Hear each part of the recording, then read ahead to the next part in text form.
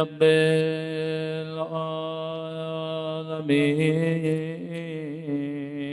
العالمين الحمد لله كما هو أهله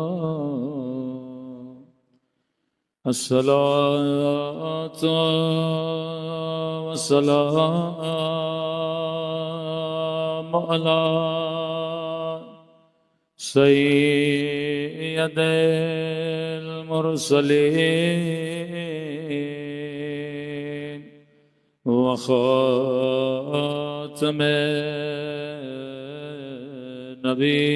النبيين أبي القاسم محمد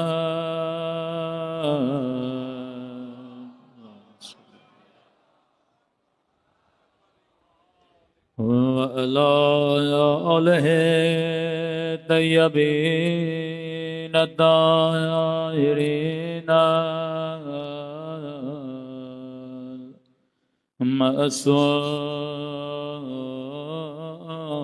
معصومين. سب مل کے دعا امام زمان. اللهم كل وليك حجت ابن الحسن صلواتك عليه وعلى آبائه في هذه الساعة وفي كل وليا وافضا وقائدا ودليلا وعينا حتى تسكنه أرضك طوعا وتمتعه فيها طويلا برحمتك يا أرحم الراحمين. صلوات پڑھیں.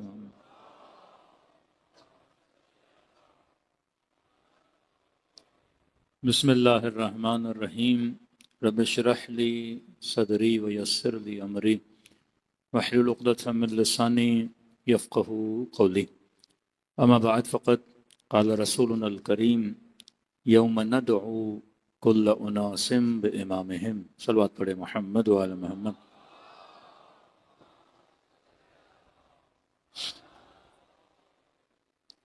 گزارش ہوگی آواز کو ذرا بڑھا دیں. بار دیگر صلوات پڑھیں محمد و آل محمد.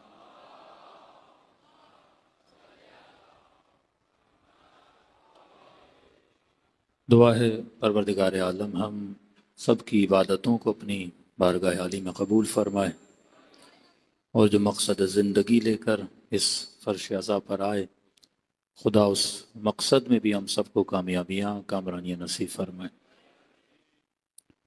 رسول گرامی کا بہترین قول، اور یہ ایک ایسا قول ہے جو شیعہ سنی کتابوں میں متفقن علیہ قول ہے کہ یوم ندعو کل اناس بامامہم، کہ قیامت کے دن ہر انسان کو اس کے امام کے ساتھ پکارا جائے گا. قیامت کے دن سب سے پہلی چیز جو پروردگار عالم پوچھے گا وہ یہ نہیں پوچھے گا کہ بتاؤ نمازیں کتنی لائے ہو، روزے کتنے لائے ہو، زہد کتنا اختیار کیا تھا، عبادت کتنی کر کے آئے ہو، اللہ کی راہ میں خیرات کتنی کر کے آئے ہو، تراویاں کتنی پڑھ کے آئے ہو، عمرے کتنے کر کے آئے ہو. سب سے پہلا سوال کرے گا کہ یہ بتاؤ امام کون سا لائے.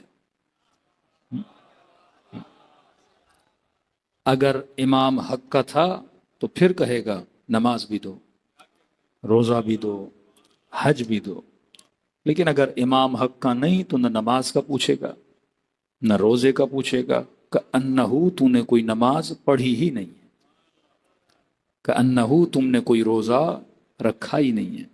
شاید آپ کے ذہن میں سوال ہو، مولانا ساری نمازیں ضائع ہو جائیں گی، سارے روزے ضائع ہو جائیں گے؟ میں نے کہا جناب کتنے سال عبادت کرو گے؟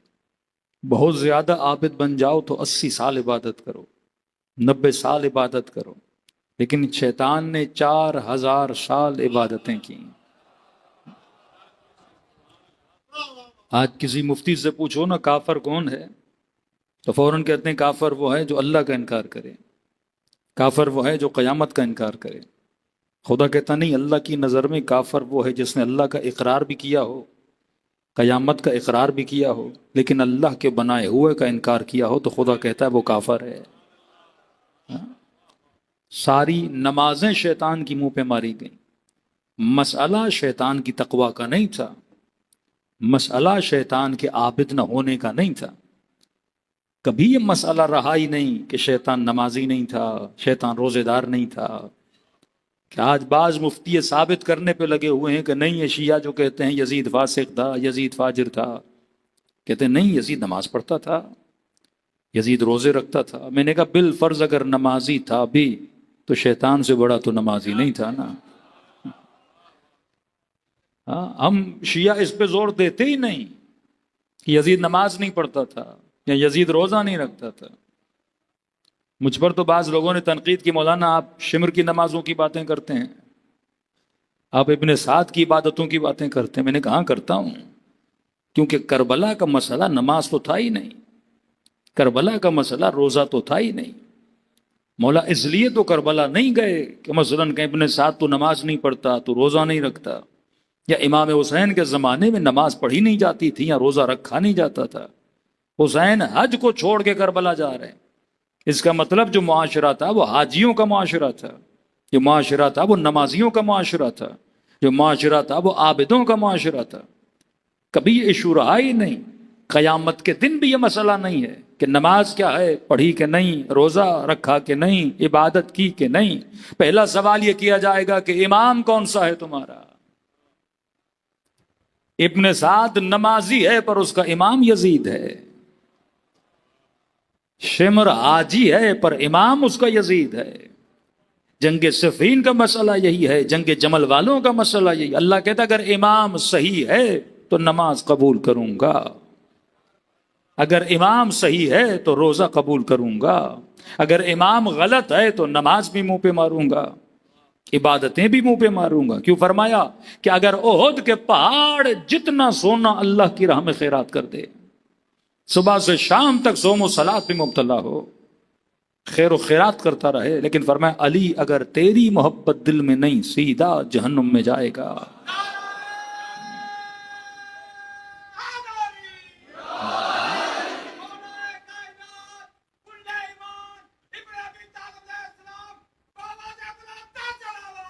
اللہم صلی علی محمد۔ یہ رسول نے فرمایا کہ میری امت کے 73 فرقے ہوں گے، موسیٰ کی امت کے نہیں، عیسیٰ کی امت کے نہیں، مجھ محمد کی امت کے 73 فرقے ہوں گے۔ جب محمد کی امت ہے تو نمازی ہوگی کہ نہیں؟ جب محمد کی امت ہے تو حاجی ہوگی کہ نہیں؟ جب محمد کی امت ہے تو خیر و خیرات کرتی کہ نہیں؟ امت محمد کی تو سارے اعمال انجام دے گی، لیکن فرمایا 72 جہنم میں، ایک جنت میں۔ اس ایک میں ایسا کیا ہوگا جو 72 میں نہیں ہوگا؟ آج جیسے جیسے زمانہ گزر رہا ہے حق و باطل واضح ہو رہا ہے۔ آج کمی عابدوں کی نہیں، کمی زاہدوں کی نہیں، کمی نماز کی نہیں، کمی اس بات کی ہے کہ امت نے امام کسے بنایا۔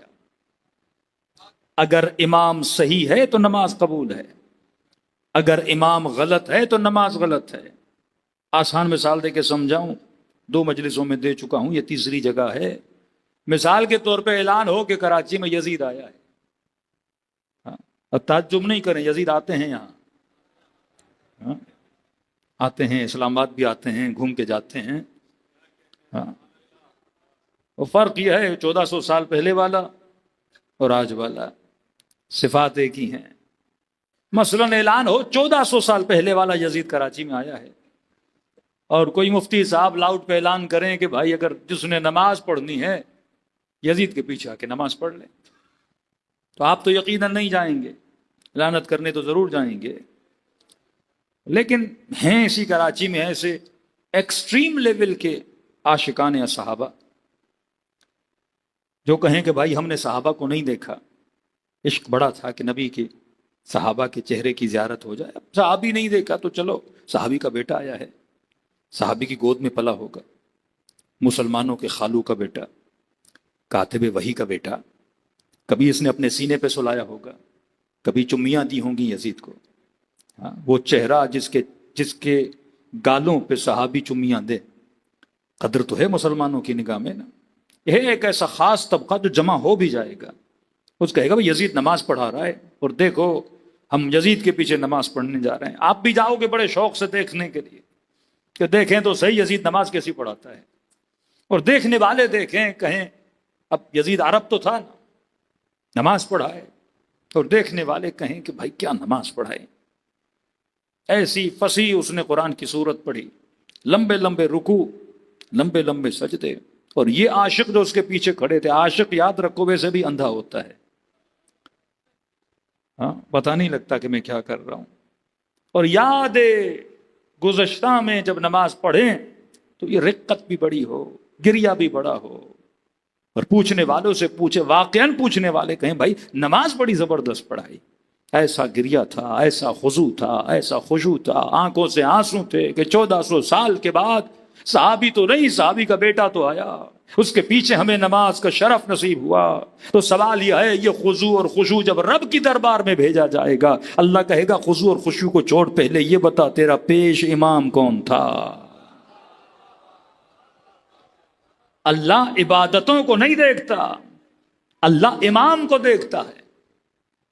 اگر امام صحیح ہے تو عبادت قبول ہے، اگر امام غلط ہے تو عبادت منہ پہ ماری جاتی ہے۔ تبھی فرمایا یوم ندعو کل اناس بامامہم، قیامت کے دن ہر بندے کو کس کے ساتھ بلایا جائے گا؟ اس کے امام کے ساتھ بلایا جائے گا۔ اب ہو سکتا آپ کے ذہن میں سوال پیدا ہو کہ قبلہ یہ امام کو ماننا اتنا ضروری کیوں ہے؟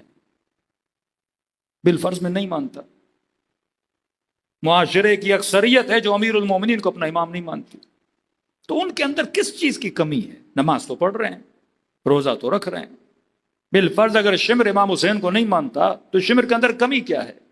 نمازی تو وہ پھر بھی ہے، عابد تو پھر بھی ہے۔ ابن ملجم علی کو نہیں مانتا، کیا اس کی نماز ٹوٹ گئی؟ کیا اس کی عبادتیں چھوٹ گئیں؟ اگر کوئی امام کو نہ مانے تو اس کو نقصان کیا ہے، اور اگر کوئی امام کو مانے تو اس کا فائدہ کیا ہے؟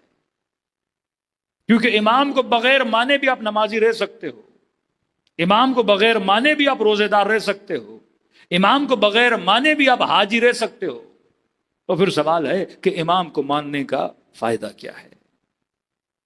کہ خدا نے اتنا اصرار کیا ابلیس کو کہ آدم کو سجدہ کرو، جبکہ وہ موحد بھی تھا، جبکہ وہ عابد تھا، جبکہ ملائکوں کا سردار بھی بن گیا، نیک بھی تھا، ایک سجدہ نہ کرنے کی وجہ سے اللہ نے کہا نکل جا میری دربار سے، تو کافر بن گیا۔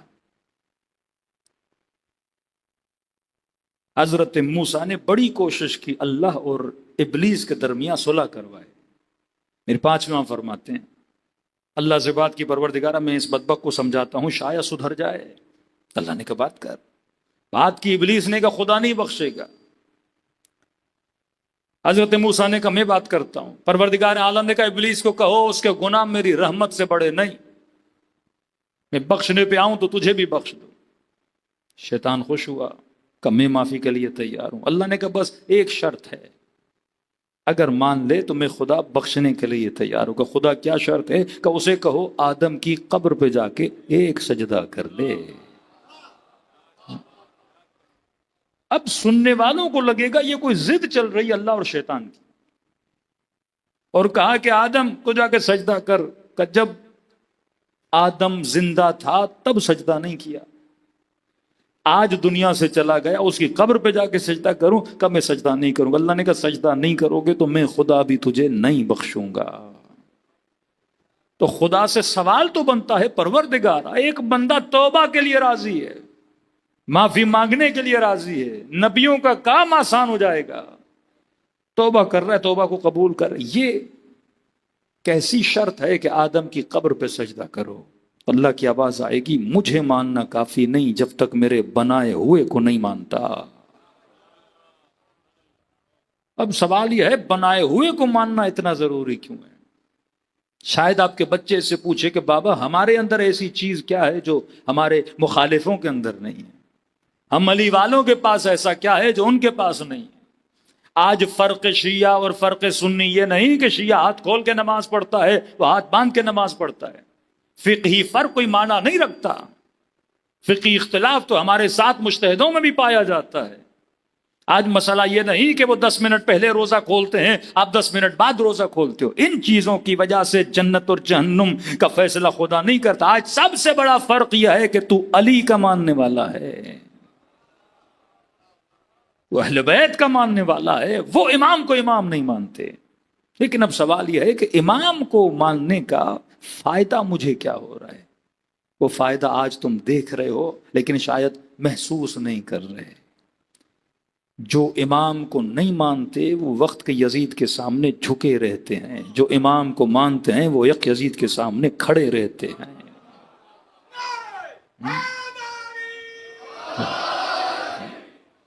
ایک عرب کے قریب مسلمان ہیں پر سر جھکے ہیں کیونکہ ان کے امام صحیح نہیں ہیں، اور چند 100 ملین شیعہ ہو پر سر فخر سے بلند ہے کیونکہ حسین تیرا امام ہے۔ امام کیا دکھاتا ہے؟ راستہ دکھاتا ہے۔ امام کیا دکھاتا ہے؟ طریق دکھاتا ہے۔ امام کیا پیدا کرتا ہے؟ ہمت پیدا کرتا ہے۔ امام کیا پیدا کرتا ہے؟ جرت پیدا کرتا ہے۔ اگر امام صحیح تو انسان کا راستہ صحیح، اگر امام غلط تو انسان کا راستہ غلط۔ دیکھو اگر اہل بیت کے ماننے والے نہ ہوتے تو ہمارے اندر یہ جرتیں نہ ہوتی۔ وہ جو خواب نہیں دیکھتے شیعہ اس کی تعبیر بنا کے دکھا دیتا ہے۔ تو اب سوال ہے آپ کے اندر ہمت کہاں سے آئی؟ آپ کے اندر یہ جرت کہاں سے آئی؟ کیونکہ آپ کا امام کیا تھا؟ حق کا تھا۔ یہ امام ہے جو راستہ دکھاتا ہے۔ وہاں 1400 سال سے مفتیوں نے کہا کہ رسول نے فرمایا اگر حاکم فاسق بھی ہو فاجر بھی ہو اس کی اطاعت واجب ہے، اور یا حسین نے کربلا میں سکھایا کہ نہیں، مثلی لا یبایع مثل یزید، حسین جیسا کبھی یزید جیسے کی بیعت نہیں کرے گا۔ فرمایا حیات من ذلت، ذلت کی زندگی سے عزت کی موت بہتر ہے۔ فرمایا سر کٹا دینا لیکن اس کے سامنے جھکنا نہیں۔ زندہ باد، زندہ باد، زندہ باد۔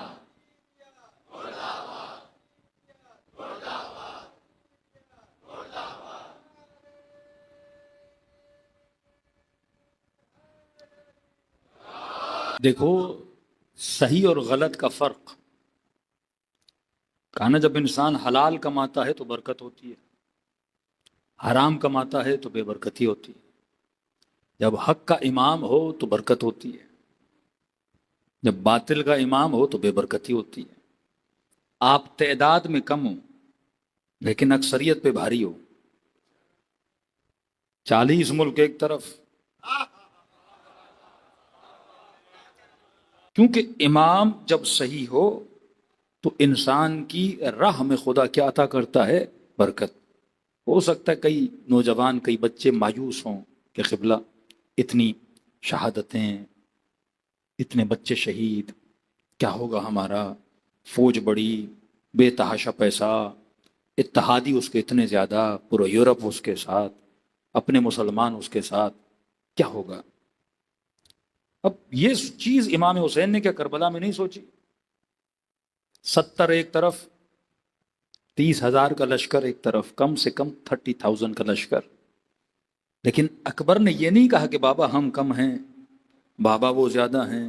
پہلا سوال کیا کہ بابا یہ بتا ہم حق پر ہیں کہ نہیں ہیں؟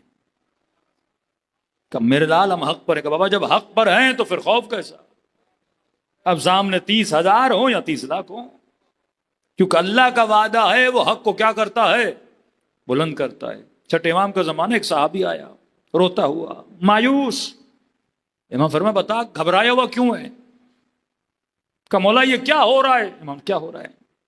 کہ مولا آپ کے چاہنے والوں کو مارا جا رہا ہے، زندانوں میں ڈالا جا رہا ہے، تبعید کی جا رہی ہے، ہجرتیں کر کے شہر چھوڑ رہے ہیں، ڈر کے مارے بچے پیدا نہیں کر رہے، اور مد مقابل دشمنان اہل بیت مولا 4 شادیاں، 10 کنیزیں، بچے بھی ان کے زیادہ، حکومت بھی ان پر مہربان، گھر بھی ان کے زیادہ، تعداد بھی ان کی زیادہ، مرتے بھی وہ نہیں ہے مولا، نہ زندانوں میں جاتے ہیں نہ قتل ہوتے ہیں، اور مولا ہمیں دیکھو، ہمارے سروں کی قیمت، ہمیں مارا بھی جاتا ہے اور ہم ہجرتیں بھی کر رہے ہیں۔ تو امام نے کہا پھر کیا ہوا؟ کہ مولا مجھے خوف ہے کہیں ہم ختم نہ ہو جائیں۔ اب ظاہر ہے جس کو اتنا مارا جائے، چن چن کے مارا جائے، نام دیکھ کے مارا جائے، جن کے سروں کی ہزاروں درہم قیمتیں رکھی جائیں، مولا مسکرائے۔ امام فرمائے مطلب تو اپنی قلت سے ڈر رہا ہے کہ وہ کثرت میں ہیں، تو قلت میں ہے، تو لہٰذا ختم ہو جائے گا۔ ہاں مولا یہی کہنا چاہتا ہوں۔ امام نے کہا ایک بات بتا، بکری کتنے بچے دیتی ہے سال میں؟ اس نے کہا مولا ایک وقت میں 2 بچے دیتی ہے۔ امام نے کہا کتیا کتنے بچے دیتی ہے؟ مثال مولا کی ہے تو بیان کر رہا ہوں۔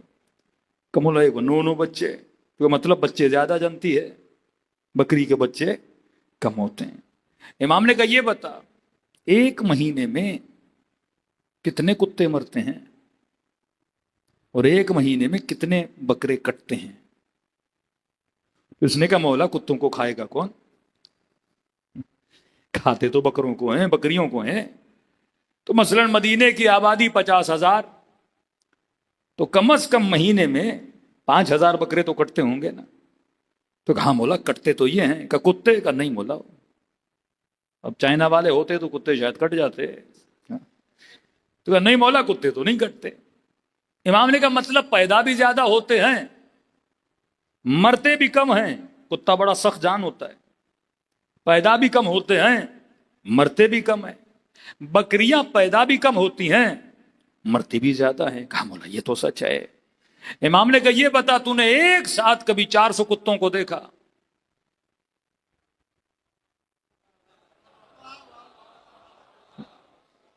تو دیکھ ایک روڈ سے جا رہے ہو اور مولانا ہم نے دیکھا 500 کتے ساتھ جا رہے تھے، 600 کتے ساتھ جا رہے تھے، 700 کتے ساتھ جا رہے تھے۔ کہ نہیں مولا ساتھ نہیں دیکھا۔ امام نے کہا پیدا بھی زیادہ ہوتے ہیں، مرتے بھی نہیں ہیں، ایک ساتھ نہیں دیکھا۔ کہ نہیں مولا ایک ساتھ نہیں دیکھا، لیکن ادھر ادھر گلیوں میں بھونکتا ہوا بڑا دیکھا ہے۔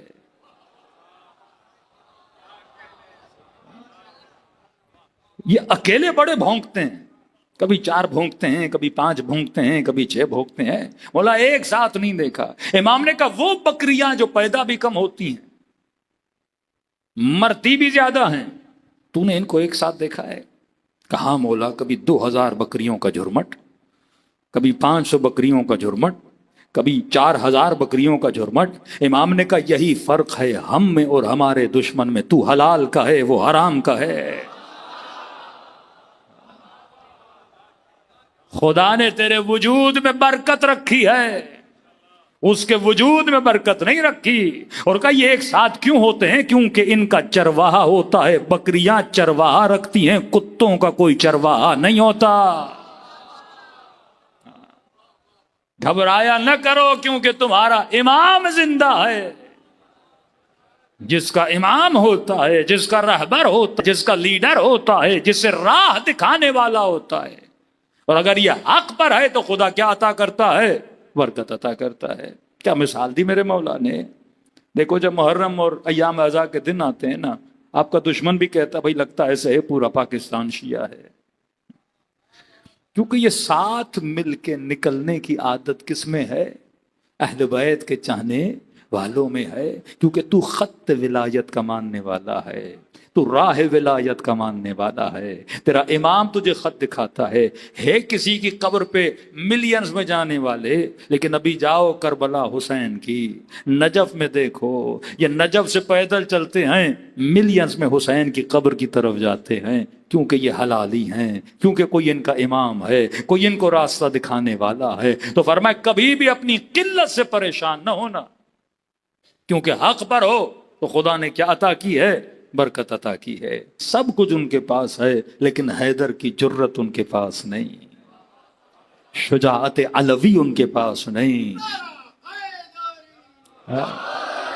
اگر امام صحیح ہو تو راستہ صحیح ہوتا ہے، اگر امام غلط ہو تو راستہ غلط ہوتا ہے۔ تو خدا اعمال کو نہیں پوچھتا، سب سے پہلے عقیدے کو پوچھتا ہے۔ اگر امام حق کا تھا تو پھر نماز بھی قبول کرتا ہے، پھر روزہ بھی قبول کرتا ہے۔ آسان سی مثال دو، دیکھو امام کا کوئی بڑا مشقت والا کام نہیں، ایک آسان کام ہے، لیکن وہ کام اتنا اہم ہے، اگر وہ نہ ہو تو اس کے علاوہ انسان کا کوئی عمل قبول نہیں ہوتا۔ امام کیا کرتا ہے؟ آپ نماز بھی سیکھ لو گے بغیر امام کے، روزہ بھی رکھ لو گے بغیر امام کے، حج بھی کر لو گے بغیر امام کے، قرآن بھی پڑھ لو گے بغیر امام کے، لیکن امام کا کام کیا ہے؟ شاید آپ کے مولانا اتنا اہم ہے امام کو ماننا، اتنا اہم ہے اہل بیت کو ماننا، اتنا اہم ہے حضرت آدم کو ماننا۔ ہاں بھائی اہم ہے، کیوں اہم ہے؟ کیونکہ امام ڈائریکشن بتاتا ہے۔ آپ نے نماز پڑھنی ہے، مولانا وقت نماز پڑھے، آپ کو قبلے کا نہیں پتا، اب لاکھ نمازیں پڑھو پر رخ اگر کعبے کی طرف نہ ہو تو خدا ایک بھی نماز کو قبول نہیں کرتا۔ اپنے کا مولانا قبلے کا نہیں پتا، کیسے پتا چلے؟ تو پہلے زمانے میں ایک چھوٹی سی چیزیں ہوتی تھی، قبلہ نما بولتے تھے، شیشہ ہوتا تھا، اندر پانی ہوتا تھا، ایک کانٹا ہوتا تھا، وہ بتاتا تھا کہ میں نے کس طرف رخ کر کے نماز پڑھنی ہے۔ آج ٹیکنالوجی کا زمانہ، ہاتھ میں موبائل ہے، انٹرنیٹ ہو، آپ نے گوگل پہ لکھا کہ قبلہ فائنڈر، آپ نے جیسے کھولا اس نے آپ کی کیمرے میں آپ کو نشان دیا کہ اس طرف رخ کر کے پڑھو، قبلہ ہے۔ یہ جو طرف بتاتا ہے اسے امام کہتے ہیں، یہ امام کا کام ہے۔ اب اگر کسی کے پاس نیٹ نہ ہو، قبلہ فائنڈر نہ ہو، چکر لگاتا رہے گا پر کعبے کا پتہ نہیں لگے گا۔ کسی کے پاس یہ چھوٹی سی چیز نہ ہو، پوری زندگی گزر جائے گی پر اسے شک میں مبتلا رہے گا، کبھی ادھر رک کر کے نماز پڑھے گا، کبھی ادھر رک کر کے نماز پڑھے گا۔ آج جتنے مسلمان ہیں یہ کنفیوز قوم ہے۔ جنگ صفین دیکھی، پتہ ہی نہیں، گھوم رہا ہے، کبھی کہتا ہے حق معاویہ کے ساتھ تھا، کبھی کہتا ہے حق علی کے ساتھ تھا۔ جنگ جمل ہوئی، کنفیوز ہے، کبھی کہتا ہے حق نبی کی بیوی کے ساتھ تھا، کبھی کہتا ہے حق کس کے ساتھ تھا؟ علی کے ساتھ تھا۔ لیکن دنیا کی واحد قوم ہے جسے شیعہ بولا جاتا ہے، جو نہ کل کنفیوز تھی نہ آج کنفیوز ہے، کیونکہ آپ کو طریق بتانے والے مل گئے، آپ کو راستہ بتانے والے مل گئے، آپ کنفیوز نہیں۔ اب جب کنفیوز ہو جاؤ گے تو کہو گے قاتل بھی جنتی ہے، مقتول بھی جنتی ہے، مارنے والا بھی جنت میں جائے گا، مرنے والا بھی جنت میں جائے گا۔ اور اتنا کنفیوز ہو جاؤ گے، کوئی کہے گا کہ یزید پہ لعنت بھیجنی ہے کہ نہیں، اس پہ بھی کنفیوز ہو جاؤ گے، بھائی ہمیں نہیں پتا بھیجنی چاہیے کہ نہیں بھیجنی چاہیے، ہم نے تو معاملہ کس کے حوالے کر دیا؟ قیامت کے حوالے کر دیا۔ یہ حال بعض مفتیوں کا ہو جائے کہ مالک اشتر کے خلاف تو بھونکیں گے، لیکن یزید کے لیے کہ لعنت نہیں بھیج پائیں گے۔ یہ کنفیوژن کا عالم ہے۔ لیکن جسے حق کا امام ملا، پوری دنیا کے کسی بھی امام بارگاہ میں چلے جاؤ اور اس امام بارگاہ کے 7 سال کے بچے کو اٹھا کے پوچھو کہ یزید پہ لعنت کرنی چاہیے کہ نہیں، میں نے کہا تو پوچھے گا، وہ 3-4 بھیج کے بتا دے گا۔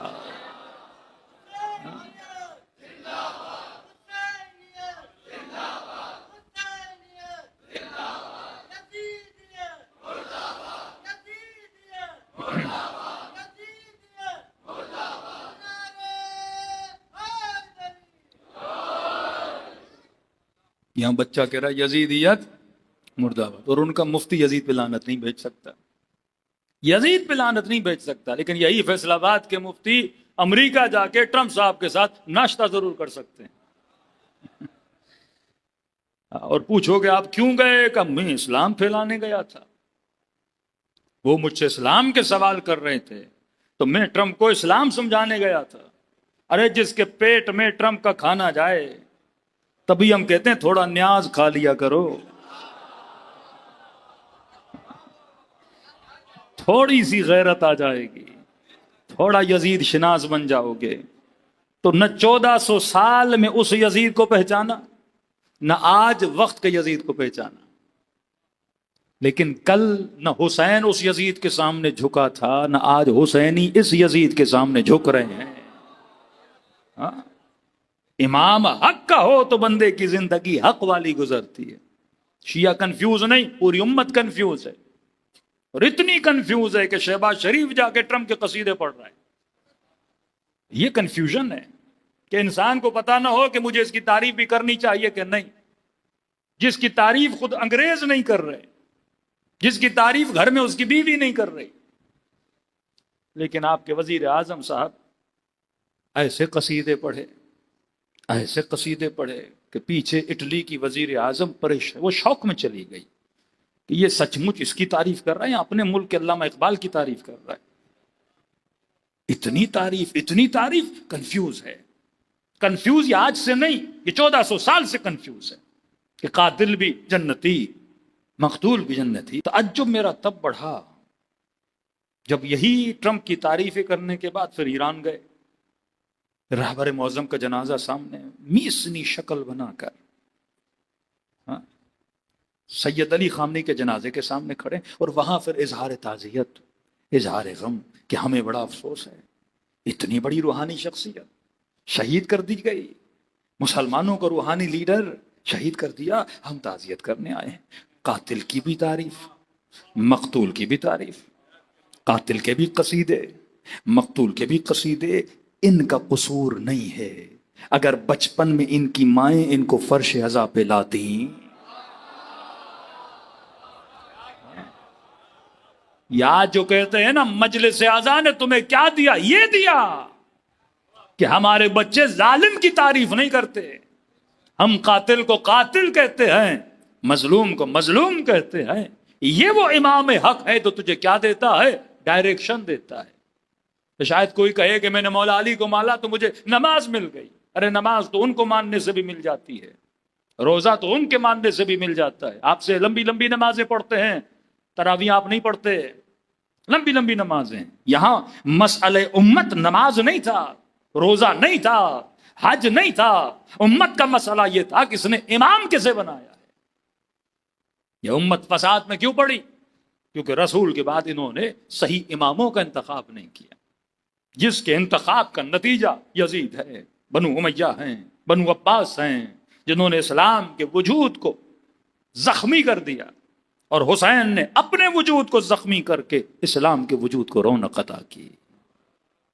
تبھی کہا اگر محرم اور سفر نہ ہوتا تو اسلام زندہ نہ ہوتا۔ یہ محرم اور سفر ہے، یہ انتخاب امام حق ہے۔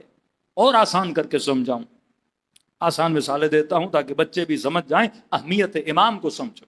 آپ نے کراچی سے حیدرآباد جانا ہے، گاڑی بھی صحیح، ڈرائیور بھی اچھا، ٹینکی بھی فل، پیسے ویسے بھی ہیں، آپ سپر ہائی وے کراس کیا اور آپ نے کسی سے پوچھا کہ جناب میں نے حیدرآباد جانا ہے۔ یہ وہ شہر ہے جس کو حیدر نے آباد کیا، تو کہا کہ ہم نے حیدر آباد جانا ہے، اور جس سے پوچھا اس نے آپ کو گوادر کا روڈ بتا دیا۔ اس کے بجائے کہ گاڑی سیدھے راستے پہ جاتی، آپ نے گوادر پہ چڑھا دی۔ اب ڈرائیور بھی اچھا، گاڑی بھی اچھی، روڈ بھی اچھی، لیکن کیونکہ بتانے والے نے راستہ غلط بتایا، جتنا چلتے جاؤ گے گوادر تو پہنچ جاؤ گے، حیدرآباد نہیں پہنچو گے۔ مد مقابل دوسرے نے راستہ پوچھا، اسے بتانے والے نے صحیح راستہ بتایا، وہ بھی اسی گاڑی اچھی، ڈرائیور اچھا، کرتے کرتے وہ کہاں پہنچ گیا؟ حیدرآباد پہنچ گیا۔ یہ رسول سمجھانا چاہتے تھے، تو نمازی بھی ہے، تو روزے دار بھی ہے، تو مسلمان بھی بڑا اچھا ہے، لیکن جس سے تو نے جنت کا راستہ پوچھا ہے، اس نے راستہ جو بتایا ہے وہ کہیں اور تو جا سکتا ہے، تجھے جنت نہیں پہنچا سکتا۔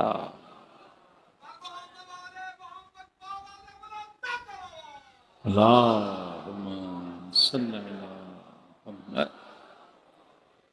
تبھی فرمایا ان الحسین مصباح الہدی، یہ چراغ ہدایت ہے، وہ سفینۃ النجات، اور کشتی نجات ہے۔ مثل اہل بیتی کسفینۃ نوح، میرے اہل بیت کی مثال کشتی نوح کی طرح ہے، جو اس پہ سوار ہوا نجات مل گئی، جو اس سے اتر جائے گا وہ ہلاک ہو گیا۔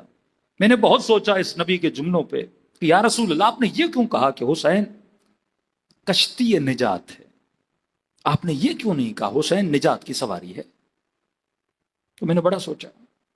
اب میں نے کہا سواری اگر کہتے تو سواری میں ساری سواریاں آ جاتی، اونٹ بھی سواری ہے، خچر بھی سواری ہے، موٹر بائک بھی سواری ہے، گاڑی بھی سواری ہے، لیکن دوسری سواریوں میں اور کشتی میں ایک فرق ہے۔ وہ فرق یہ ہے، اگر نبی کہتے کہ یہ سواری نجات ہے تو اس سواری میں گنجائش ہے۔ وہ گنجائش یہ ہے کہ ایک بندہ اگر اونٹ پہ چڑھا اور اسے اونٹ اچھا نہ لگا، اتر جائے گا، نیچے زمین ہے، منزل مقصود تک پیدل چل کے پہنچ جائے گا۔ گاڑی پہ چلے، گاڑی پنچر ہو گئی، پیدل ہوگا، کہے گا اللہ نے قدم تو دیے ہیں، پھر زمین پہ اترے گا، اترنے کے بعد پیدل چل کے منزل مقصود تک پہنچ جائے گا۔ نبی نے یہ نہیں کہا حسین سواری ہے، فرمایا کشتی ہے، ساری سواریاں چلتی ہیں زمین پر، کشتی چلتی ہے پانی میں۔ ہر سواری سے اتر کے بچ سکتے ہو، کشتی سے اترو گے تو ڈوب جاؤ گے۔ گنجائش نہیں چھوڑی کہ نیچے زمین نہیں ہے، بڑے سے بڑا تیراک بھی ہو، نوح کا بیٹا تھا کہ پہنچ جاؤں گا پہاڑی تک، کہ بڑے سے بڑا تیراک بھی ہو، اترے گا، کتنے دن تیرے گا، بالآخر پانی ہے، ڈوب کے مر جائے گا۔ کہ حسین کشتی نجات ہے۔ اب یاد رکھنا، کشتی میں چاہے سوار ہونے والا جانور ہی کیوں نہ ہو، نجات مل جائے گی، اور سوار نہ ہونے والا یا نبی کا بیٹا ہو، نبی کی بیوی ہو، ہلاک ہو جائے گا۔ کہ نجات ملے گی تو یہ کشتی نجات ہے۔ تبھی آغائے ششتری کہتے ہیں کہ جب حسین کی مجلس میں آؤ تو یہ تصور کر کے بیٹھا کرو کہ کشتی نجات میں بیٹھے ہو۔ یہ کشتی ہے جو تجھے نجات کا راستہ دکھلاتی ہے۔ کہ نسلیں اگر حسین سے دور ہو گئیں تو گمراہی میں چلی جائیں گی۔ اور واللہ آج ہمیں عزت دی تو کس نے دی؟ فرش ازاں نے دی۔ وقار دیا تو کس نے دیا؟ فرش ازاں نے دیا۔ بہادر بنایا تو کس نے بنایا؟ فرش ازاں نے بنایا۔ شاید دنیا کہے یہ شیعہ فرش ازاں پہ کرنے کیا جاتے؟ میں نے کہا وہی کام جو تم حج پہ کرنے جاتے ہو، وہ خدا وہی سارے کام کہاں کرواتا ہے؟ فرش ازاں پہ۔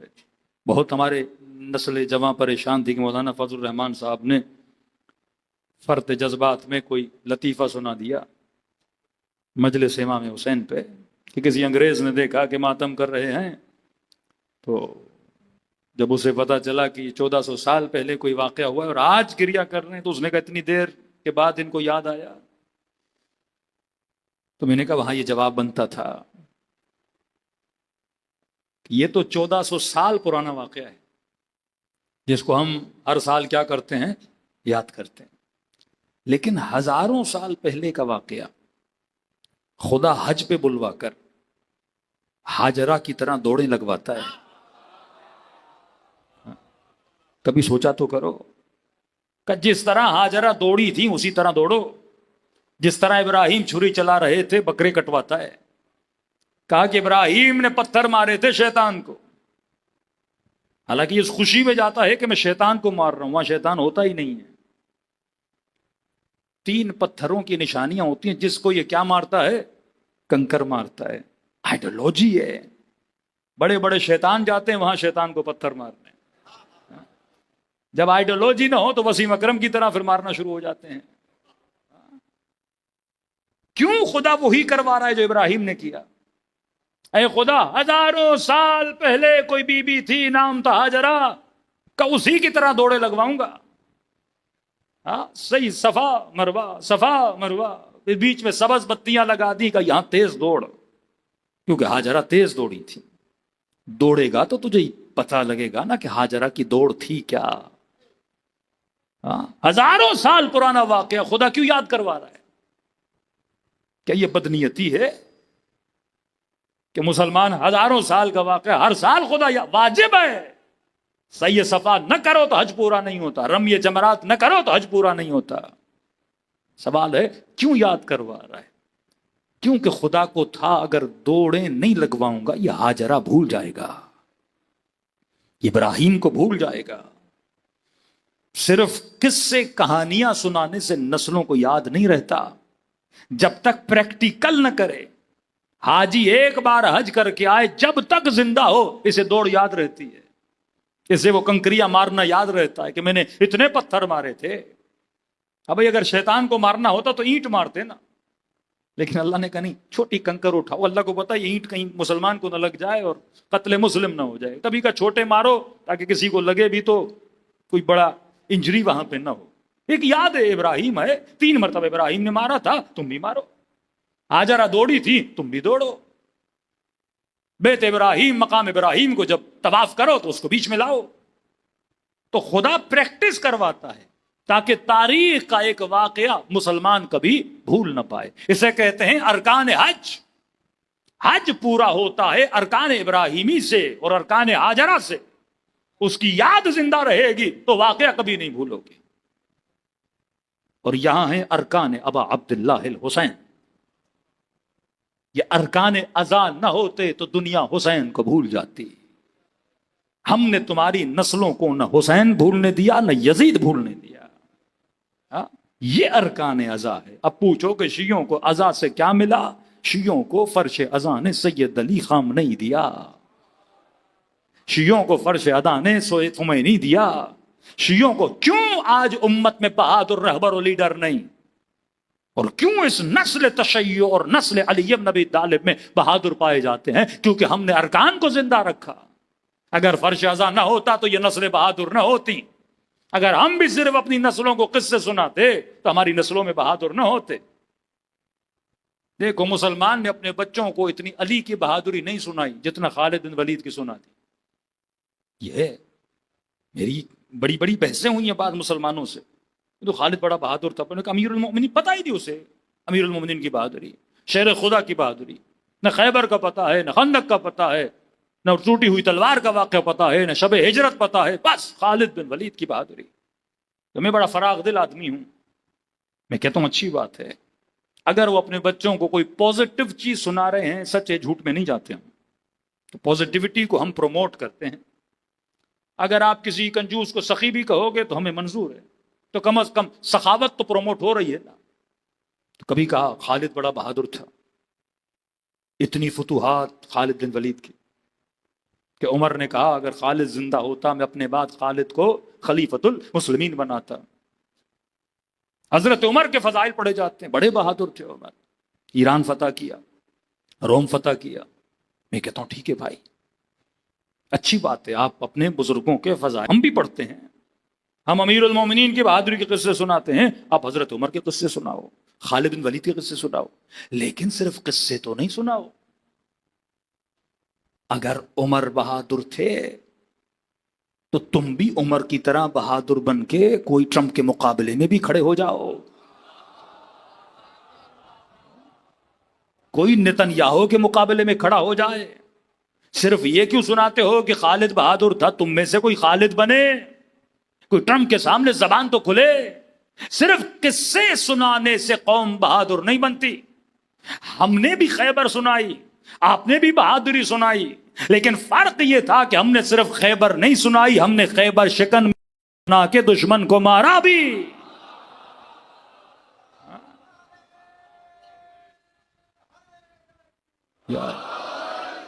نہیں قبلہ مسلمان بہادر ہیں، مسلمان بہادر ہیں، بھائی رہبر مسلم بہادر کیوں نہیں؟ نبی کا قول ہے الناس علی دین ملوکہم، لوگ اپنے حاکموں کے دین پر ہوتے ہیں۔ حاکم بزدل تو قوم بزدل، حاکم بہادر تو قوم بہادر۔ دیکھو علی بہادر تو مالک بہادر، حسین بہادر تو حبیب بہادر، حسین بہادر تو عباس بہادر، حسن بہادر تو حسن کا بیٹا قاسم بہادر۔ خمینی کا کمال یہ نہیں کہ خمینی بہادر ہے، یہ کوئی کمال تھوڑی ہے۔ سید علی خامنئی کا کمال یہ نہیں کہ وہ بہادر ہے، یہ کمال تھوڑی ہے۔ کمال فی الذات تو ہے، لیکن اس سے بڑا کمال یہ تھا کہ خمینی خود بھی بہادر تھا، اپنی قوم کو بھی بہادر بنایا۔ امام اگر بہادر ہو تو امت کیا ہوتی ہے؟ بہادر ہوتی ہے۔ ہم نے ارکان اعضا بنائے۔ اگر میں بھی نسلوں کو صرف کتابوں میں پڑھاتا کہ علی نے خیبر فتح کیا، علی نے خندق فتح کی، علی شب ہجرت موت کے بستر پہ سو گئے۔ میں صرف کتابوں میں اپنی بچوں کو بتاتا کہ امام حسین کربلا میں گئے تھے اور شہید ہو گئے، میں صرف کتابوں میں بتاتا سیدہ زینب کی بہادری، میری مائیں بہادر نہ بنتی، میرے بچے بہادر نہ بنتے۔ ہم نے ارکان بنائے، ہم نے فرش ازا لگایا، ہم نے بلایا۔ ارکان ازا کیا ہے؟ جلوس کا نکالنا۔ ارکان ازا کیا ہے؟ فرش ازا پہ آنا۔ ارکان ازا کیا ہے؟ علم کا اٹھانا۔ ارکان ازا کیا ہے؟ نظر و نیاز کا کرنا۔ ارکان ازا کیا ہے؟ سبینے لگانا۔ ارکان ازا کیا ہے؟ نجف سے کربلا پیدل جانا۔ دا پریکٹس آف ازا، جس طرح خدا حج میں پریکٹس کرواتا ہے، اسی طرح حسین فرش پہ بلا کے پریکٹس کرواتے ہیں۔ دیکھو واللہ اگر مجلس حسین نہ ہوتی شاید کوئی شیعہ سخی ہوتا۔ فرش ازا ہمیں کیا بناتا ہے؟ سخی بناتا ہے۔ کنجوس سے کنجوس ماں ہونا جو بچے کو پیسہ ہی نہ دے، لیکن محرم کا مہینہ آئے بچہ ماں کے پاس جائے، اماں محرم کا چاند نظر آیا ہے، مجھے ایک شیشہ شربت کا لینا ہے، تھوڑی سی برف لینی ہے، باہر میں نے سبھی لگانی ہے۔ یہ حسین کا نام سن کے ماں سخی بن جاتی ہے۔ فرش ازا کیا بناتا ہے؟ بہادر۔ کیوں آپ سے دنیا کی نہیں بنتی؟ کیونکہ آپ کا مزاج ان سے نہیں ملتا۔ آپ کسی ظالم کو ماننے کو تیار نہیں، کیونکہ حسین نے خاص مزاج بنا دیا نا۔ دیکھیے آپ کا ہر وہ کام جو عام آدمی نہیں کرتا۔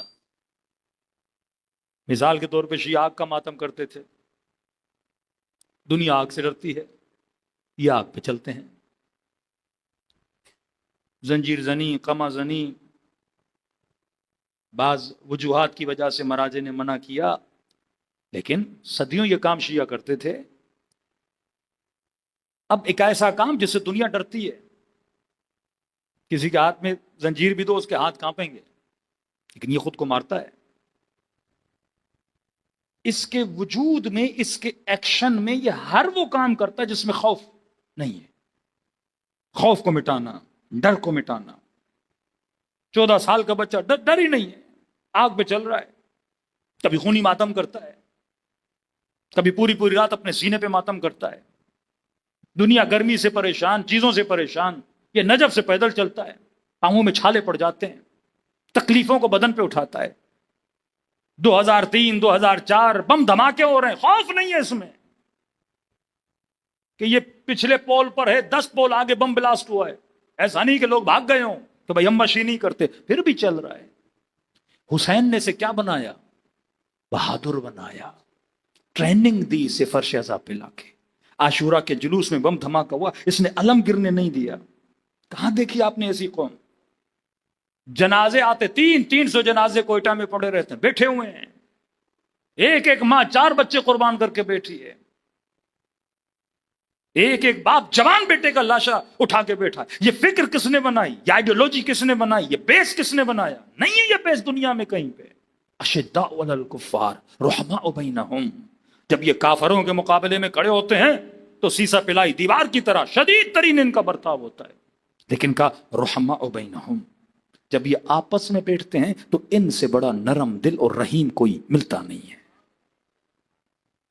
لیکن جب کافر کے مقابلے میں تو آگ برساتے ہیں، اور ایک دوسرے کے ساتھ دیکھو اتنی محبت، دشمن خدا کے مقابلے میں شدید، لیکن ایک دوسرے کے ساتھ رحیم بھی ہیں، کریم بھی ہیں۔ یہاں کسی کو کہو میرے جوتوں کو پالش کرو، جھگڑا ہو جائے، نوکر تھوڑی ہوں آپ کا کہ آپ کو جوتوں کو جاؤ کسی موچی سے پالش کرواؤ۔ لیکن اسی کو حسین کربلا بلاتے ہیں، ازادار کے جوتوں کو پالش کرتا ہے۔ کربلا ہے کیا؟ کربلا مومن کو مومن کا نوکر بناتی ہے، کربلا مومن کو مومن کا خادم بناتی ہے، کربلا سخی بناتی ہے، کربلا ایثار کا جذبہ دیتی ہے، کربلا شہادت کا جذبہ دیتی ہے، کربلا موت کا خوف مٹاتی ہے، کربلا وقت کے ظالم کے سامنے کھڑا ہونا سکھاتی ہے، کربلا دل کو نرم کرتی ہے، کربلا مظلوم کی آواز کے لیے وجود کے ضمیر کو بیدار کرتی ہے۔ یہ کہتے ہیں تمہیں مصائب سے کیا ملتا ہے؟ یہ وہ ارکان ہیں۔ اگر مجلس ازا نہ ہوتی ہماری نسلوں میں یزیدیوں کی نفرت نہ ہوتی۔ کیوں؟ جو ہمارے ہم مسلک نہیں، شیعہ نہیں، لیکن اس کے لیے ہم نے اپنے عزیز ترین رہبروں کو قربان کر دیا۔ کیونکہ جب فرش ازا پہ آئے تو حسین نے اپنے مصائب کے ذریعے سے تمہارے دلوں کو نرم کیا۔ یہ جب بار بار سنتا ہے نا، کوئی تھا جس نے 4 سالہ بچی کو تماچے مارے، اس کے اندر ایک بیس بنتا ہے، ایک فکر ڈیولپ ہوتی ہے کہ جو بچیوں کو مارتا ہے وہ قابل محبت نہیں ہوتا۔ اگر قصہ صرف کربلا تک رکنا ہوتا تو امام زین العابدین اپنے صحابی کو نہ کہتے جب خبر لے کر آیا کہ مولا میرے گھر میں بچی ہوئی، امام فرمایا اپنی بچیوں کو چہرے پہ تماچے نہ مارا کرو۔ مطلب شیعہ کبھی ظالم ہو ہی نہیں سکتا۔ سمعت بذالک فرضیت بے، اتنا نازک مرحلہ ہے کہ اہل بیت فرماتے اگر ظلم میں شریک بھی نہیں، لیکن اگر ظلم کو سنا اور اس پہ راضی ہوا یہ بھی ملعون ہے۔ رتی برابر اگر ظالم کی محبت تمہارے دل میں ہے، فرمایا تمہارا تعلق امام حق کے ساتھ نہیں ہے۔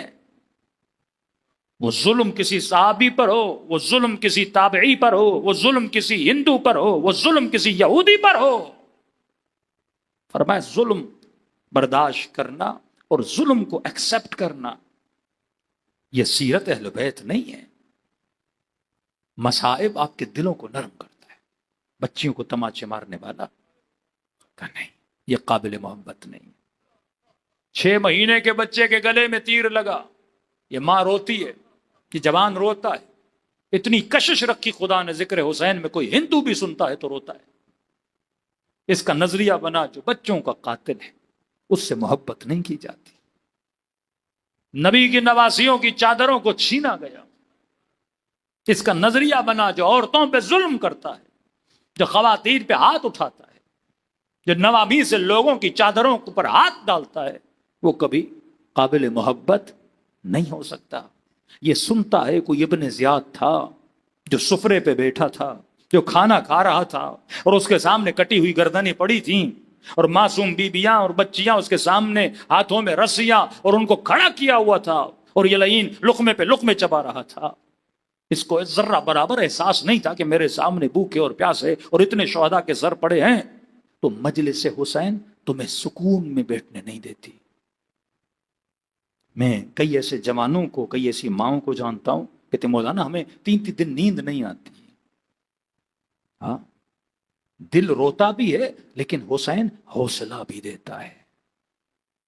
جب آپ مصائب سنتے ہو نا گریا تو کرتے ہو لیکن ساتھ میں آپ کے اندر ایک انتقام کی آگ جلتی ہے، رو کر کہتے ہو این الطالب بدم المقتول بکربلا، کہاں ہے وہ جو کربلا کے خون کا بدلہ لے گا۔ ایک آگ ہوتی ہے شیعہ کے اندر اور انتقام کا جوش ہوتا ہے کہ کب آئے گا وہ اور بدلہ لے گا۔ ارے جب زینب کا حوصلہ پست نہ ہوا میری ماں کا حوصلہ کیسے پست ہوگا؟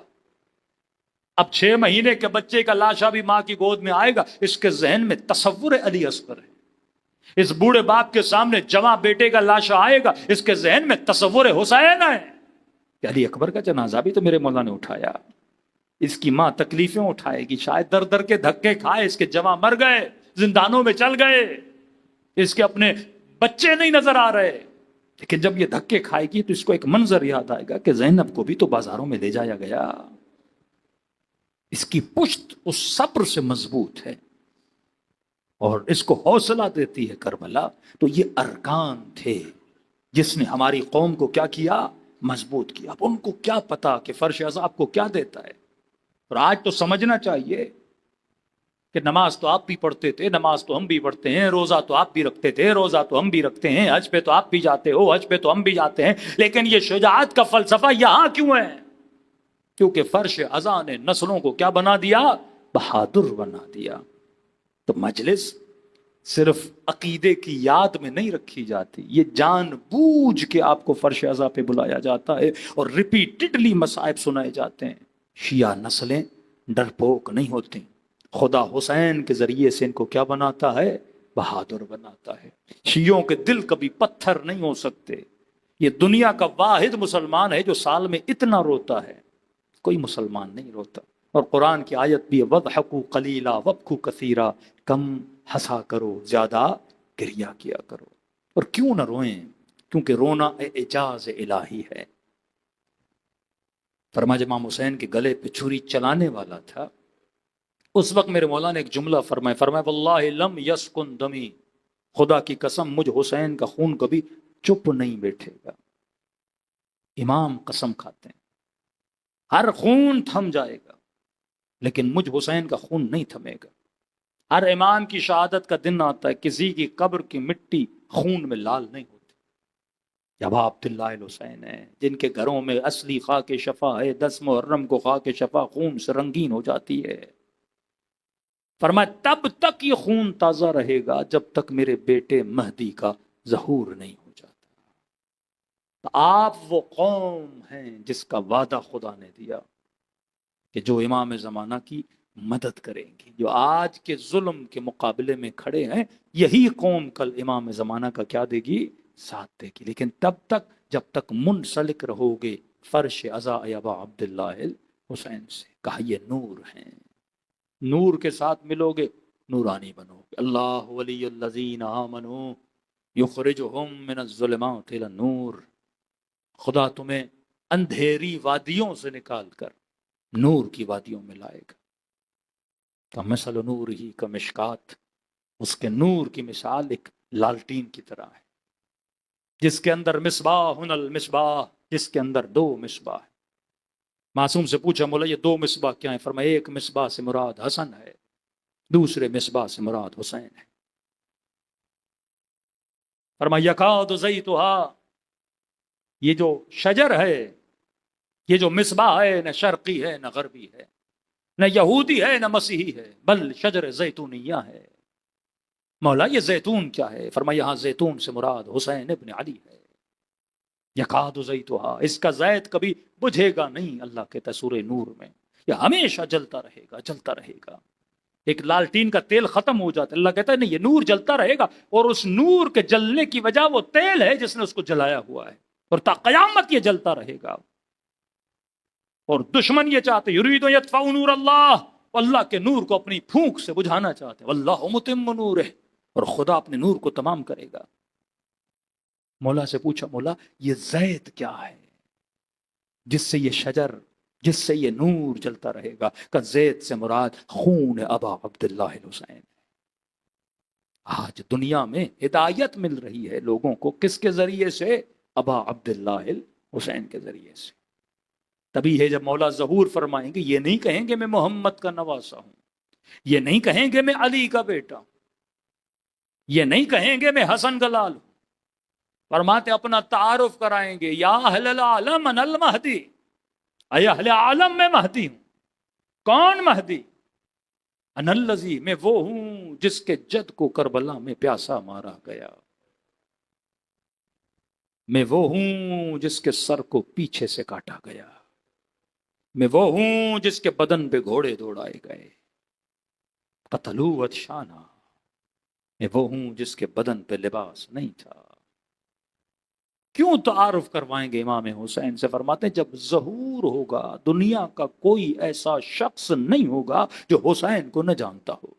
دنیا جان رہی ہے کون شیعہ، یہ کون سے شیعہ ہے. آج انگریز پریشان ہے، سارے ملے ہوئے ہیں، یہ کون ہے؟ وہ بھی حاجی وہ بھی نمازی، یہ کیسے خاص لوگ ہیں؟ کہاں یہ وہ ہیں جو کربلا کو ماننے والے ہیں. یہ کون ہے جو نعرے لگاتے ہیں یا لسارات الحسین؟ یہ کون ہے جن کے جنازوں میں ایک پرچم نظر آتا ہے اور وہ حسین کا پرچم ہے؟ یہ کون ہے جن کے جنازوں میں لبیک یا حسین کا نعرہ لگایا جا رہا ہے؟ یہ کون ہے جو لال پرچم اٹھا رہے ہیں؟ تو دنیا کو شیعہ کس کی طرف متوجہ کر رہے ہیں؟ ابا عبداللہ الحسین کی طرف.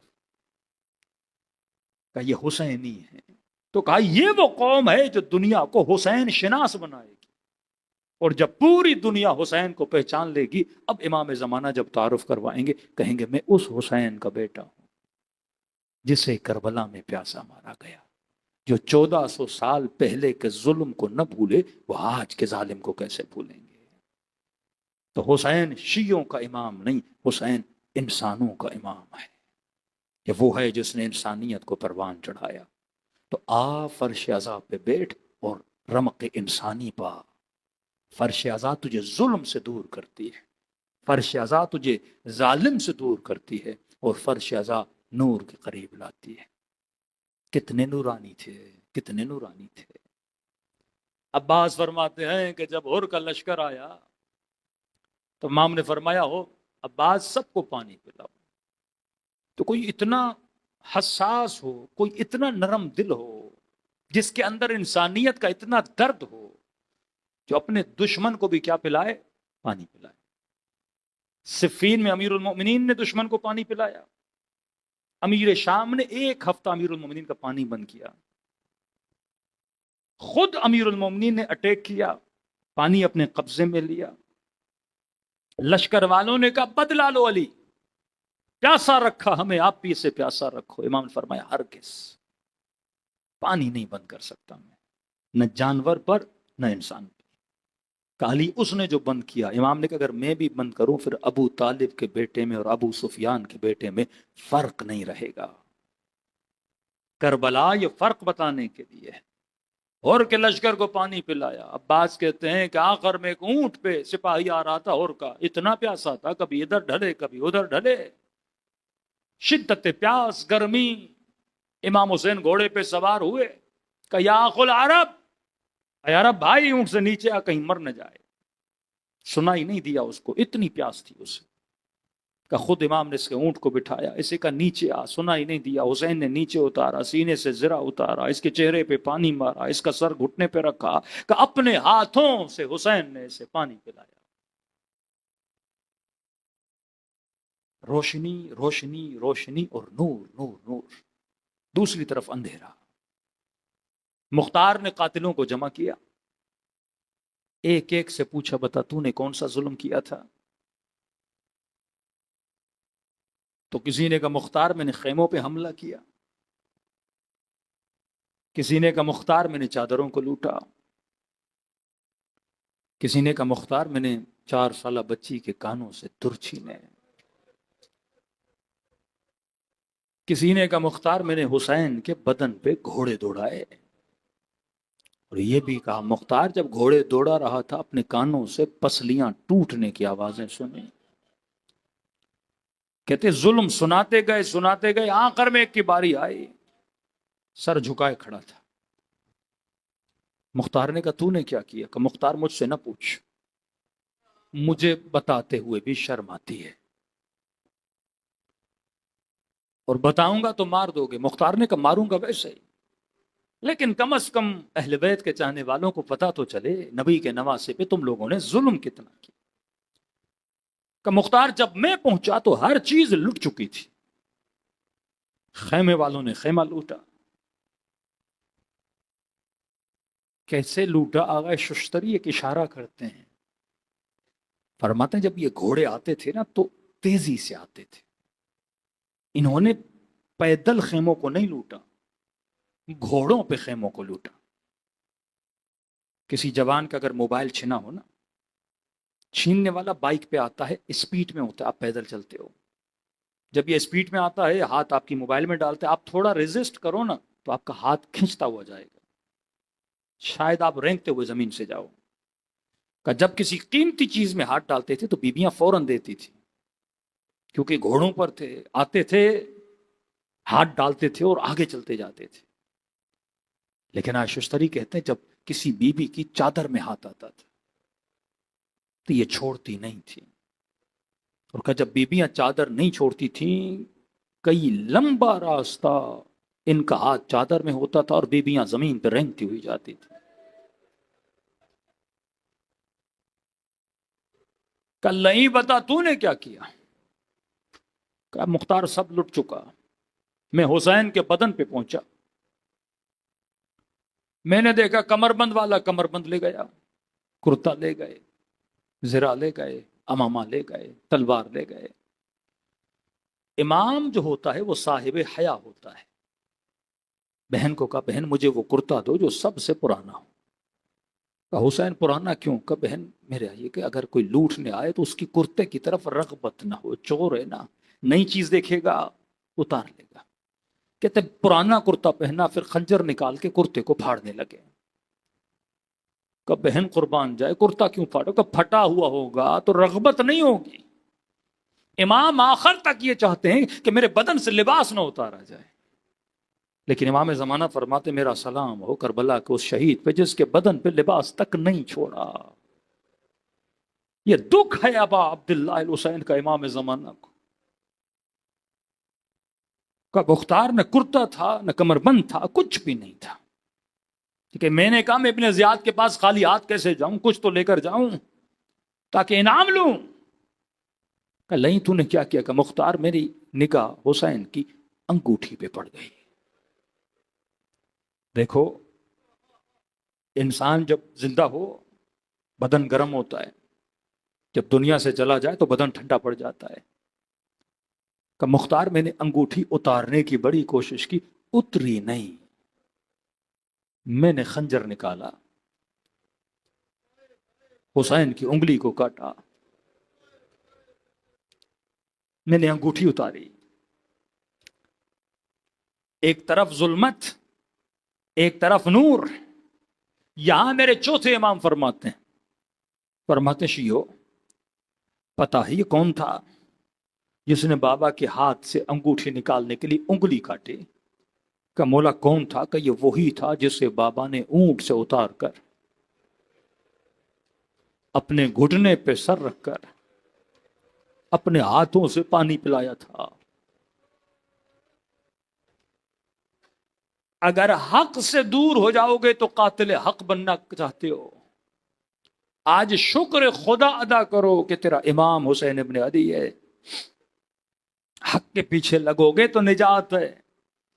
بڑے نمازی عابد و زاہد بن جاؤ لیکن امام حق کا نہیں تو فرما یہ حال ہوگا جو کربلا میں قاتلین ابا عبداللہ الحسین کا ہوا. ہر مومن کی تڑپ ہے کہ اللہ مجھے کربلا کی زیارت نصیب کرے. یقیناً آپ بھی خواہاں ہوں گے، تڑپ ہوگی.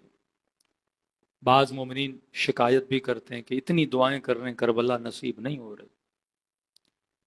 بعض مومنین ناراض بھی ہو جاتے ہیں کہ قبلہ سمجھ نہیں آتی، امام حسین ہمیں بلا کیوں نہیں رہے. اسی طرح ایک مومن تھا، مولا حسین سے ناراض ہو گیا. عرض کی کہ ابا عبداللہ ایسے لگتا ہے امیروں کے امام ہو، صحت مندوں کے امام ہو. مولا ہر سال دعا کر رہا ہوں مجھے کربلا نہیں بلا رہے. کہتا سو گیا خواب کے عالم امام حسین کی زیارت ہوئی. فرمائے میرے عاشق یہ نہ کہا کرو حسین صرف امیروں کا امام ہے. زندگی میں آ سکو ایک بار ضرور آنا، عالم برزخ میں اس کے اجر کا پتہ لگے گا. لیکن میں سخاوت سے بلند درجے پر ہوں جسے کریم بولتے ہیں. کہ سخی وہ جو مانگنے پر دے، کریم وہ جو ضرورت کو دیکھ کر عطا کرے. اگر آپ کا دل تڑپ رہا ہے تو امام کا کام ہے کہ آپ کو عطا کرے. پر مگر کربلا نہیں آ سکتے لیکن میری زیارت کا ثواب کمانا چاہتے ہو تو فرمایا خلوص سے دل سے مجھ حسین کو ایک سلام کرو. کہ مولا کیا ہوگا؟ کہ خدا تیرے نام اعمال میں زیارت حسین کا ثواب لکھے گا. کہ مولا اتنا آسان ہے آپ کی زیارت کا ثواب کمانا؟ کہ ایک نشانی ہے. مولا کون سی نشانی؟ کہ جب مجھ غریب کو سلام کرو اگر نہ چاہتے ہوئے تیری آنکھوں سے آنسو نکل آئے، کہ اس وقت مت سمجھنا یہ تیرے آنسو ہیں، حسین نے تجھے تیرے سلام کا جواب دیا ہے. آج دلوں کو بین الحرمین لے جائیں، اس سرزمین نور، سرزمین شہادت، سرزمین ایثار، سرزمین عشق، مومن کی جنت. اور اس طرح سلام کرو جس طرح زینب نے اپنے بھائی کو کیا، سکینہ نے اپنے بابا کو کیا. مجھے نہیں پتا جب اس بچی نے بابا کا ہاتھ دیکھا ہوگا اور جب کٹی ہوئی انگلی پہ نگاہ پڑی ہوگی تو شاید کہا ہو بابا اسی انگلی کو پکڑ کے تو سکینہ چلتی تھی. نہ وہ سینہ رہا جس پہ سکینہ سوتی تھی، نہ وہ انگلی رہی، نہ وہ انگشت رہی جسے سکینہ تھام کے چلتی تھی. دلوں کو کربلا روانہ کریں. جسے سلام آتا ہے میرے ساتھ پڑھیں، جسے نہیں آتا نام حسین تو سب کو آتا ہے، سب مل کے السلام علی الحسین وعلی علی ابن حسین وعلی اولاد الحسین وعلی وعلى أصحابه سب مل کر السلام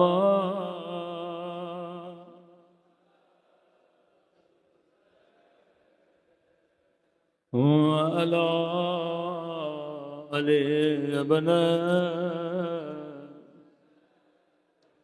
وعلى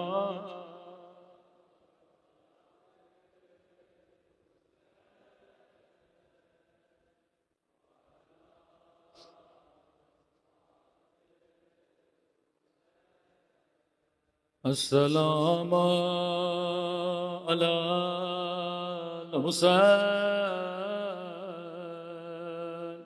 وعلى آل الولد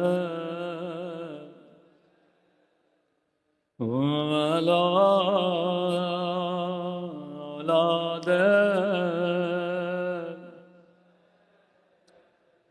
وعلى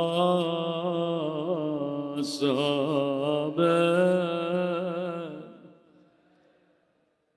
میرا سلام ہو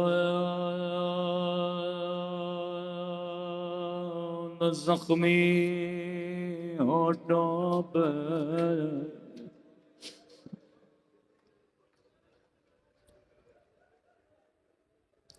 قدیمی مومنوں میں نے نام نہیں لیا بس اشارہ کیا یہ سلام میرا سلام نہیں فرزند زہرا امام زمانہ کا سلام ہے فرماتے میرا سلام ہو ان زخمی پھٹے ہوئے ہونٹوں پہ اللہ جانے یا علی اکبر کے ہونٹ اللہ جانے یا علی اصغر کے ہونٹ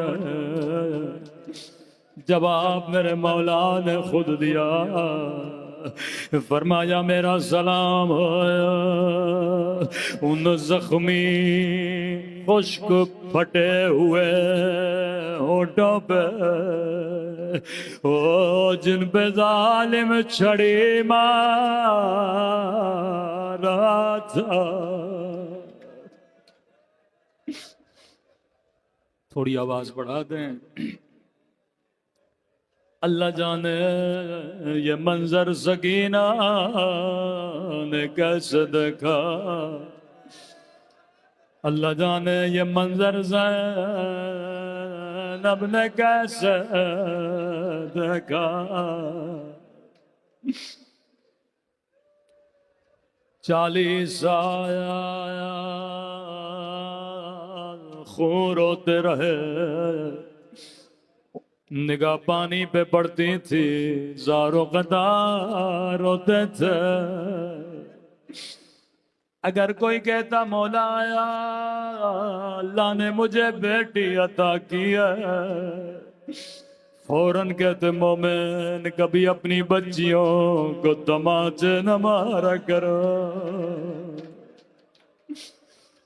اگر کوئی کہتا مولا میرے گھر میں شادی ہے کہتے ہم نے کربلا کے بعد شادیوں میں جانا چھوڑ دیا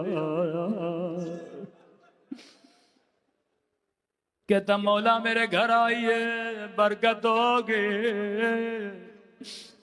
کہتے اگر شادی میں علی اکبر کے مصائب پڑھو گے میں ضرور آؤں گا جب کوئی ذاکر مصائب پڑھتا لوگ گھٹ گھٹ کے روتے کہتے مومن گھر کی چراغوں کو بجھا دو شاید کسی کو رونے میں شرمندگی ہوتی ہو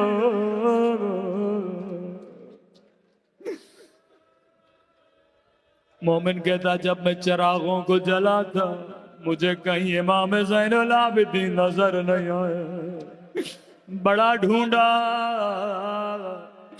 آخر میں دیکھا میرے گھر کے دروازے پہ کھڑے ہوئے، مولا آپ یہاں پہ کیا کر رہے ہیں؟ کہنے لگے اب یہ تیرے مہمان نہیں، مجھ سجاد کے مہمان ہیں۔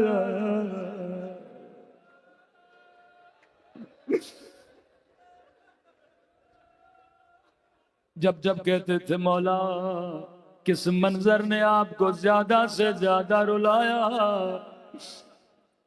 رو کر کہتے تھے الشام الشام الشام، مولا شام میں کس منظر نے زیادہ رلایا؟ کہتے ہیں بڑا روتے تھے، کہتے تھے میری 4 سالہ سکینہ اتنے تماچے مارے کہ چہرے کا رنگ بدل گیا۔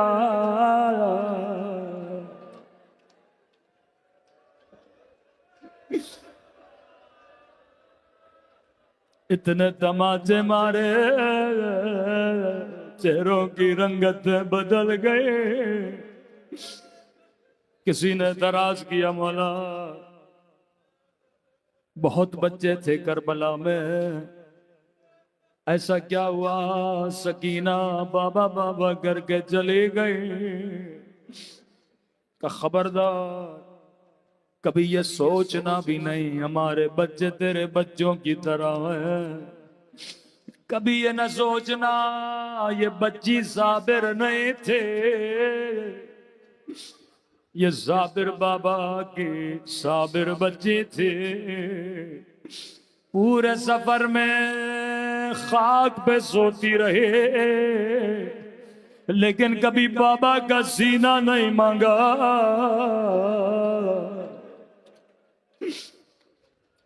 کہ اگر سکینہ کو مرنا تھا تب مر جاتے جب بابا کا کٹا ہوا گلا دیکھا، اگر مرنا تھا تب مر جاتی جب کانوں سے در چھینے،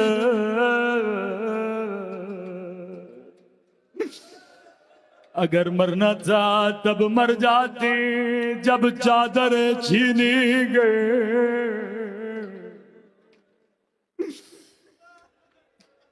مولا ایسا کیا ہوا؟ سکینہ بابا بابا کر کے چلی گئی، رو کر کہنے لگے شام شام، کوفے کا نام نہیں لیا، شام کا نام لیا۔ مولا شام میں ایسا کیا ہوا؟ پھر کہتے تھے شام اور شرابی کا دربار،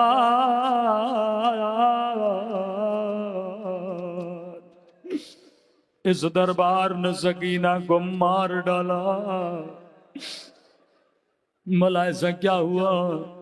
کہ ایک منظر تھا جب بچی نے خود کو میرے سینے سے لگایا، کہنے لگی بھیا سجاد میں نے بابا سے یتیمی کا سنا تھا، میں نے بابا سے اسیری کا سنا تھا، میں نے بابا سے تماچوں کا سنا تھا، لیکن بھیا سجاد میں نے کنیزی کا نہیں سنا تھا۔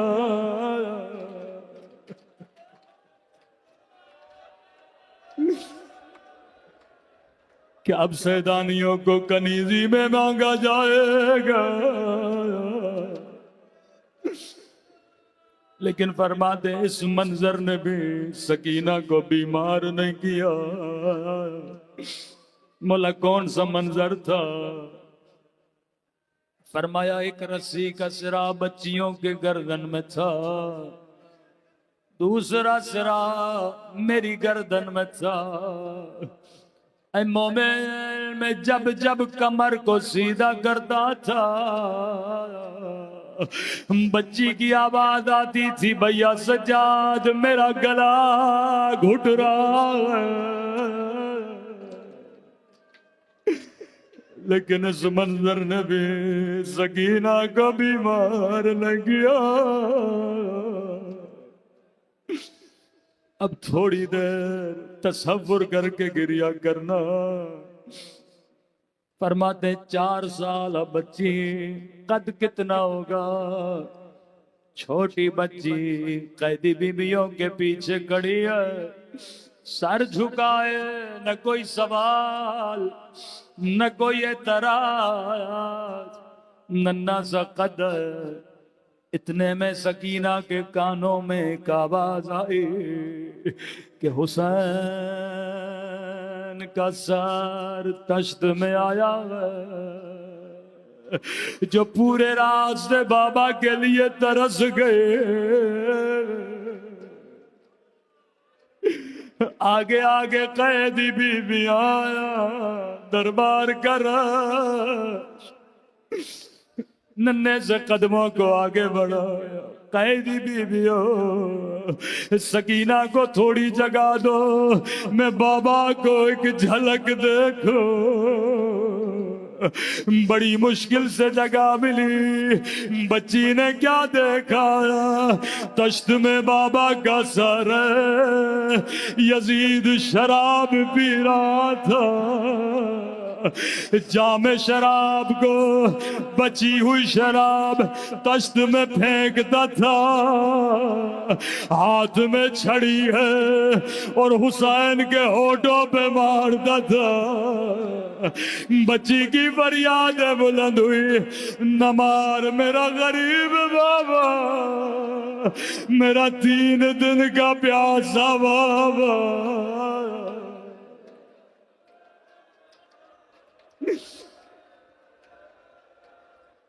اس منظر نے سکینہ کو بیمار کر دیا۔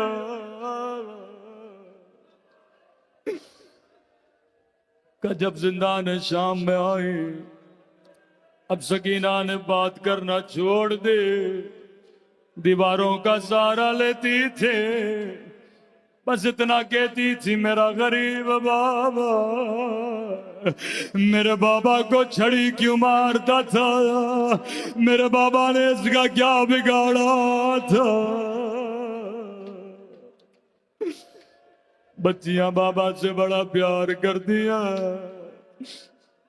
مولا فرماتے اتنا روئی، اتنا روئی، یہاں تک کہ ظالموں نے بابا کا سر زندان میں بھیجا۔ فرماتے ہیں سر میں نے سکینہ کو دیا، بڑی حسرت سے بابا کو دیکھنے لگے، میرے غریب الوطن بابا، میرے 3 دن کے پیاسے بابا، بابا تیرے ہونٹوں پہ چڑی کیوں مارے؟ بابا تیری پیشانی پہ کیسا زخم ہے؟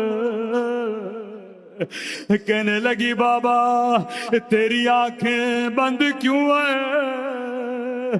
بابا آنکھیں کھولو، ذرا میرے بالوں کو دیکھو۔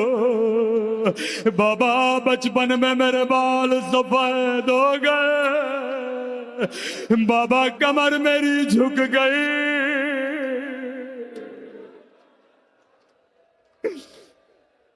مولا سجاد فرماتے ہیں کہ جملہ کہا، بچی کی روح برباد کر گئی، کہنے لگی بابا بابا ذرا آنکھیں کھولو، میرا رخسار دیکھو۔ تیری بچی کا رخسار چھوٹا تھا لیکن ظالم کا ہاتھ بڑا تھا۔ اتنے تماچے مارے کہ میری رنگت بدل گئے۔ مولا فرماتے ہیں بڑی دیر گزر گئی، بچی کی آواز نہیں آئے۔ سکینہ سر دو، میں بھی بابا کو سینے سے لگاؤں، یہاں بابا کا سر لینا تھا۔ ایک مرتبہ گردن ڈھلی، امام کی آواز آئی، انا للہ و انا الیہ راجعون، ماتم حسین۔